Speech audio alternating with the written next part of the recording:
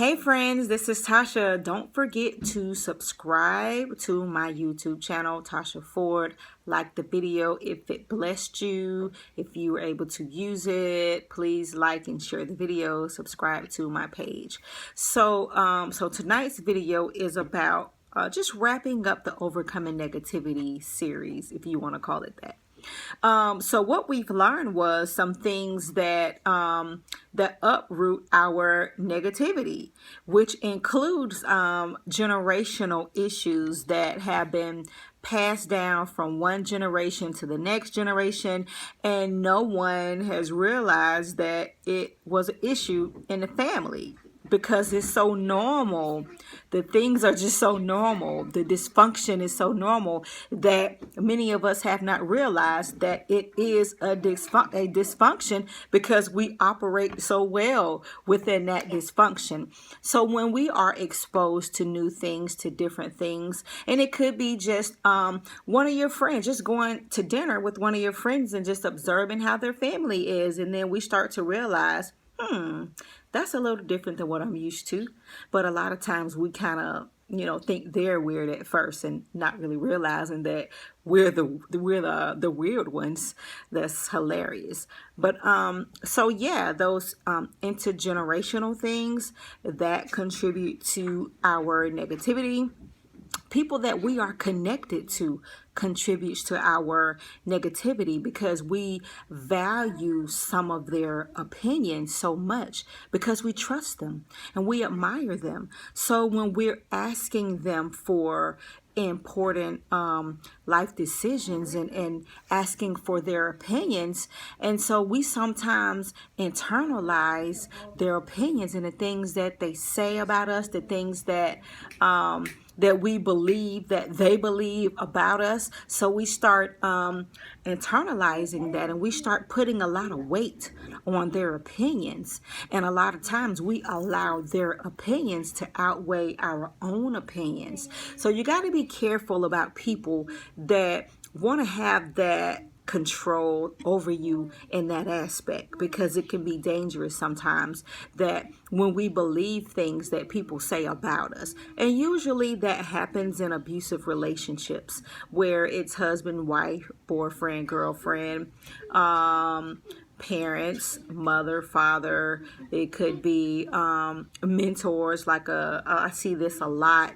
Well, statistics have shown that before, that when you have mentors in these programs and how they think they have to be tough to the kids, especially the young men, so they talk to them in this tough attitude and this tough tone that in a sense is tearing them down, but they're not really kind of using it to tear them down. They're trying to build them up and to teach them to be tough, which suppresses their feelings and their emotions that they should be expressing, just appropriately expressing. And so, which that's another topic for another day, how our men don't get to share their emotions because they're taught not to cry. They're taught, to hold stuff in. So when they become men and they don't know how to express that emotion to their wives or to, different people that they interact with, it's an issue because they haven't learned how to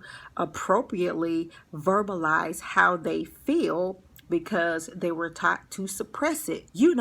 Boys don't cry. Hush that noise up. Stop that crying. Acting like a girl. We tell them that sort of stuff. Y'all know what I'm talking about. So those are the things that we're teaching them to suppress their emotion instead of teaching them how to verbalize that emotion appropriately. So that's one thing that we have to work on. But like I said, that's another video for another day because I'm about to skate right on into it. So now that we've dealt with the overcoming negativity, we want to talk about self-love. Self-love is a very interesting, tricky topic because we sometimes don't realize that we are not practicing self-love. And one of the ways that we can know that we're not practicing self-love is when you want to do something for yourself and you start to feel guilty about it. Like if you're in the mall and you see something that you like for yourself, which is the reason you went to the mall, but you end up buying something for your kids or buying something for your boyfriend, girlfriend, husband, wife, and you don't get it for yourself because you're so used to buying things for other people and making other people happy. And there's nothing wrong with that. Some people just have the spirit of giving, which is good. However, you want to make sure that you take care of your own needs first. That's the thing to self-love, is you first. So you're going to upset a lot of people. A lot of people may call you selfish. And a part of that is you have to be selfish because you're learning to love yourself. You are learning to treat yourself well. You are learning for once in your life to put your needs before anybody else's need. And it may feel uncomfortable at first. Matter of fact, it's probably going to feel uncomfortable because it's something that you're not used to doing. It's out of the norm. It's out of your comfort zone. It feels, a little different for you to do that. And you'll get used to it as time goes by, as people begin to talk about you and talk about you like a dog. And then, first you might start developing this little barrier like, oh, I don't care, let them talk. But really it bothers us a little bit. But you'll get used to that, and then you'll learn to be delivered from people and be delivered from the opinion of people. Because remember now, when you're living in negativity, when you are not practicing self-love, it's easy for people to manipulate you. It's easy for people to convince you to do things that they want you to do. And when you don't do them, they beat you, get mad. They get upset about it because now they're not able to control you to get you to do something that you've always been doing. So why now? Why are you not doing it now? So they'll play those little games and those little tricks, just to try to get you to do what they want you to do. So that's the habit that we're going to break now. That's the curse and the cycle that we are going to break now. Those negative patterns that we were so used to doing, giving in to other people's need, wanting to meet other people's expectation of how we should be. Oh, you need to lose weight. You're too fat. Oh, you need to gain weight. You're too small.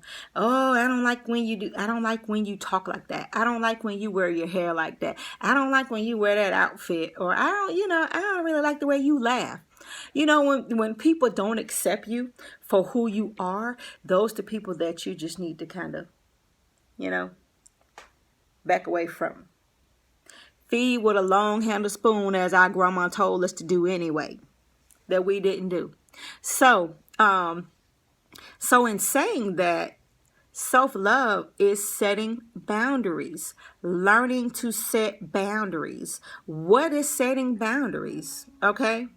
Setting boundaries is you deciding that you're not going to do something simply because you don't want to do it.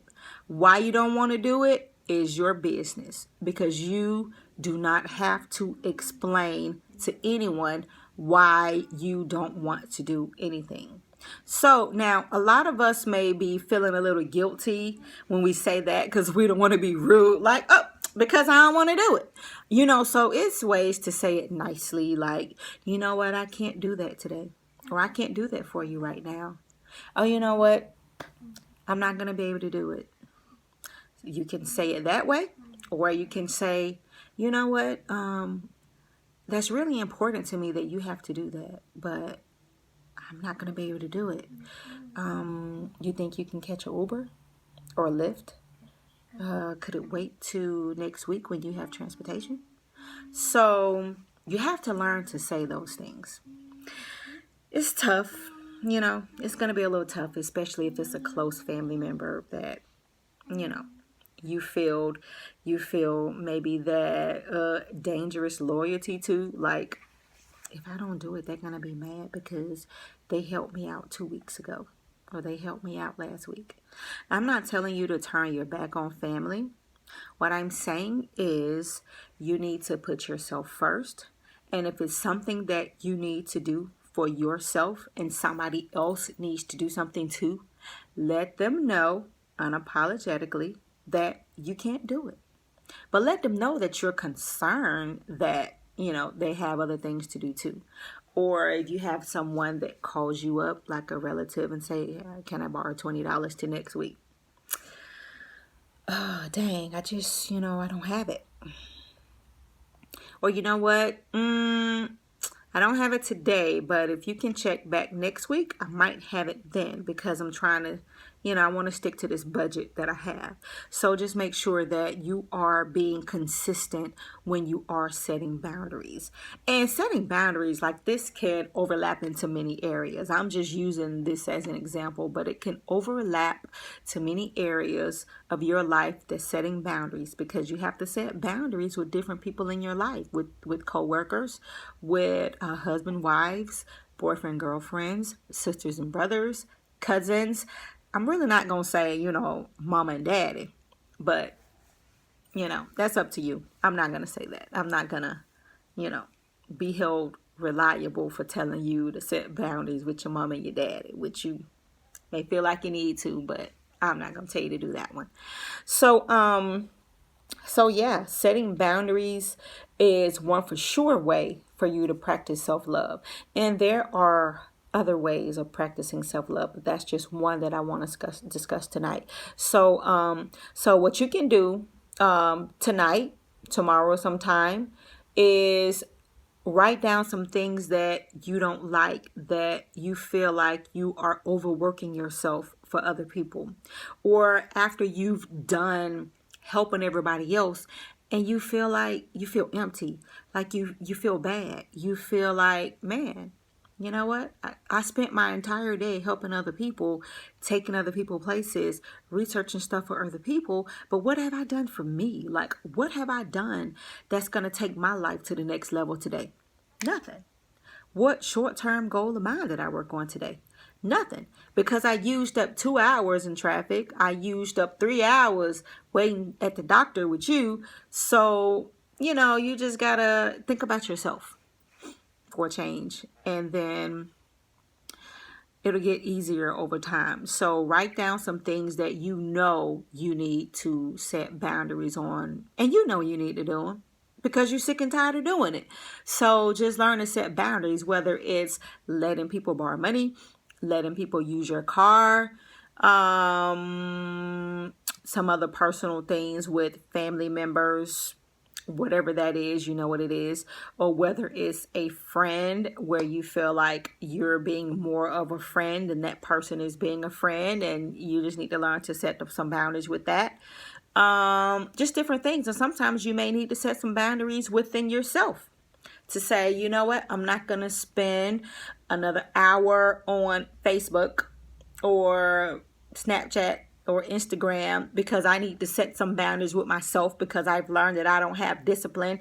2-3 hours have gone by. I have not accomplished nothing because I'm scrolling down somebody's timeline trying to figure out what they got going on, and that's taking me away from what I need to be having going on. So just learn to draw some boundaries with yourself. Learn to be disciplined. And so on the next video, we will talk about some other self-love tips. And this one is kind of like a long drawn out video, but that's okay.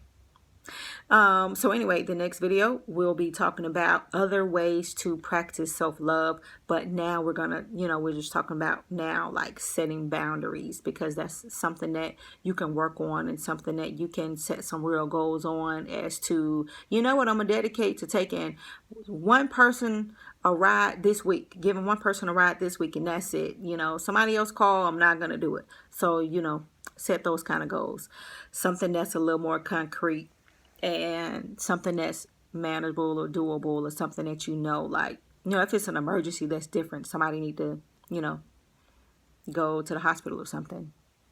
Emergencies only, where you're gonna break your boundary rules that you set for yourself. So you got to be consistent. Remember, that's the main thing. Be consistent in setting your boundaries and making sure that you are not being the go-to person. You are not being the person that whenever somebody needs something, the smallest little thing, that they think of you. Oh, you know what? Let me call Tasha. I can call her. No, you won't be calling Tasha because Tasha has learned to set some boundaries. And Tasha is trying to share with you how to set boundaries as well. Because at one point in time, I was the go-to person. You know, when you're thinking, oh, you know what? They need help. It's the right thing to do as a Christian. You know, all those little things that can get you feeling guilty and, you know, just getting you to feeling all these kind of ways that, you know, you end up being the person that's out of gas money. Ain't nobody trying to say, oh, thank you for taking me. Here you go. I'm going to go ahead and fill your tank up right now. Or I'm going to go ahead and do something nice for you. They ain't gonna do it. So anyway, learn to set boundaries. I'm ending the video now. We're gonna pick up on some more helpful self-love tips. And this is really interesting because when we think that we are practicing self-love, there's some other things that we could be doing too. Okay. All right. So remember, guys, subscribe to my channel, Tasha Ford. Like the video, share the video. Have a good night.